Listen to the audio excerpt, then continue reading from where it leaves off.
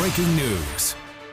Hello and welcome to our viewers here in the United States and all around the world. I'm Paula Newton and we are following breaking news out of Iran, where state media has now confirmed the death of President Ibrahim Raisi and the country's foreign minister after a deadly helicopter crash. Now, rescue crews are now at a staging area. Those are live pictures where they are trying to assess where exactly the wreckage is and to begin their recovery efforts. Iranian officials say the helicopter ran into trouble amid heavy fog on Sunday afternoon. Images of the crash site in Iran's East Azerbaijan province show the remote mountainous area where the aircraft went down.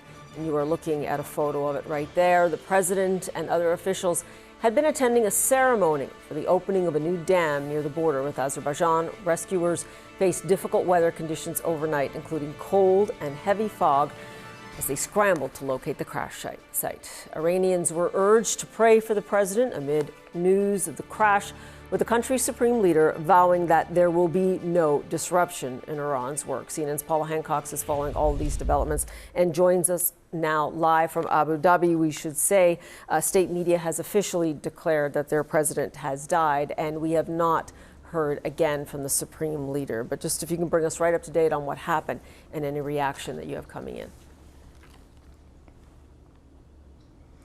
Well, Paula, we now do know that 9 people on board that helicopter lost their lives in the eastern Azerbaijan province. We know that the president was on board, the foreign minister. We understand a governor of that province, also an imam of Friday prayers of that province, along with security, the pilots, the crew. So 9 people in all went down with that helicopter. Now, you have mentioned the dire weather conditions. It took rescue teams around 16 hours to be able to locate and get to that area itself. The rescue teams were unable to put a helicopter into the air, they said, because of the weather conditions.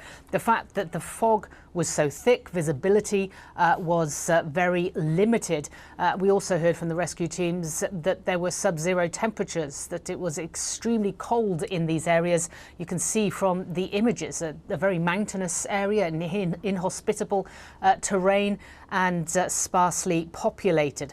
So that's the latest information we have. We do know also from state media that the government has convened an urgent meeting. They say that, according to a photo that was provided by state media, that the chair that President Raisi would usually sit in had a black sash across it for mourning. We understand from state media as well that there will be details in the hours to come about the mourning procession, the process, the timing, the details.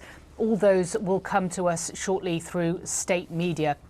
But people in Iran will be waking up this Monday morning to this shocking news that both the president and also the top diplomat have lost their lives in this helicopter crash. Of course, questions will be asked internally now about what happened, about whether why this helicopter was in the air with such dire weather conditions. We know it was in a convoy. There were 3 helicopters in all carrying the delegation of President Raisi from this inauguration of the dam project just on the border with Azerbaijan. There were 3 helicopters. 2 of them landed safely, but the one carrying the president and the foreign minister, we know now, did not. Paula. Paula Hancock's for us in Abu Dhabi, continuing to track reaction. Really appreciate it. I want to bring in CNN's chief international anchor now, Christiane Amanpour. Christiane, really good to have your insights here. You interviewed the foreign minister a little bit over a year ago. You tried to interview the president. I just want to get your reaction to what really has been shocking news. Well, Paula, it is obviously shocking news, and it couldn't come at a more unstable time for Iran and for the region. Iran faces, as you know, those internal protests and discontent that have been crushed brutally in the aftermath of Mahsa Amini's death, and that was under the direction of President Raisi and the Supreme Leader and the Iranian Revolutionary Guard Corps. It also comes at a time when this Israel war on Gaza against Hamas continues. And as you know, the perennial shadow war between Israel and Iran that had been going on broke into the open over the last several weeks. That somewhat subsided after a reaction from both sides, but nonetheless, it shows the peril of the situation. You can imagine for the United States, for the West, one of the most important issues is the Iran nuclear issue.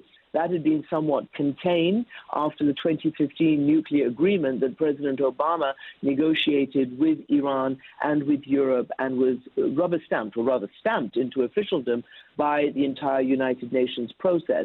President Trump, at the urging also of Prime Minister Benjamin Netanyahu, pulled the United States out of that, and that caused much more uncertainty and stability over the process of the Iran nuclear program. We understand over the last week or so there was some word from the IAEA, the UN nuclear agency, that they were back in talks with Iran to make sure that everything was happening above board and within the nuclear regulations, the Non-Proliferation Treaty. We wait to see what kind of work they were doing on that.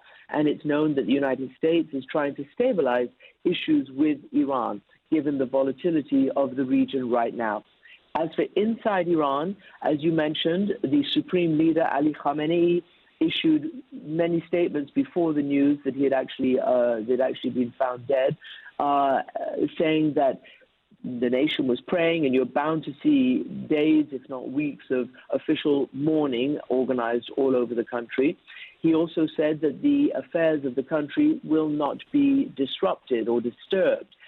To that point, there is a act of succession. There is a line of succession. There's a first vice president, and you're bound to see at least interim measures being put in place to ensure the continuous running of the system. At one point, before the Mahsa Amini death and before the protests and the riots back in 2022, Raisi, a very hardline fundamentalist, was being considered a successor to the Supreme Leader Ali Khamenei, who himself is elderly.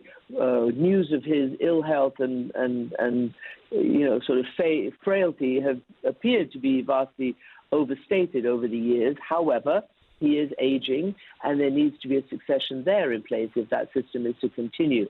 Raisi was then considered to have somewhat disqualified himself or besmirched and sullied his reputation, given the political and popular uprisings against him inside Iran, as well as the economy being really bad for the people. He is not considered to have brought prosperity at all to the Iranian nation. And if you look online on social media, you can see the reaction from many, many people, both outside and inside Iran. His most recent legacy will have been the brutal crackdown on the freedom life protesters, the women life freedom protesters. And from his very early days, he was very senior, if not head of the judiciary process, and he had been accused, or not accused, he had been overseeing some of the trials in the very early days of the revolution, and in one point signing off on one that led to the execution of thousands of anti-regime officials or activists. So his career has been incredibly checkered, but nonetheless, it's a big change and a shock in a very volatile region and a very volatile place. And as for Hossein Amir Abdullahian, yes, I interviewed him, and he is somebody who's had a huge amount of interaction with the UN, with international governments, and he's known very well around the world. Paula? Christian, do you think that will be a bit of a loss? I was discussing earlier just that he was a man who certainly was nuanced in his foreign policy, perhaps did the work that President Raisi didn't want to do or wasn't capable of doing. Do you think that at this pivotal time in the region and beyond, that is quite a loss for Iran as well? You know, Paula, the truth of the matter is that Iran is run by the Supreme Leader and more by the Iranian Revolutionary Guard Corps. Those are the people who run the country. The rest are acting at their service and their behest. They are not independent. You can have nuance, you can have style differences that can either be more abrasive or less, but the actual running of the country is from a much higher level. So I think certainly in international affairs and in national security affairs. So I believe that is likely not to change.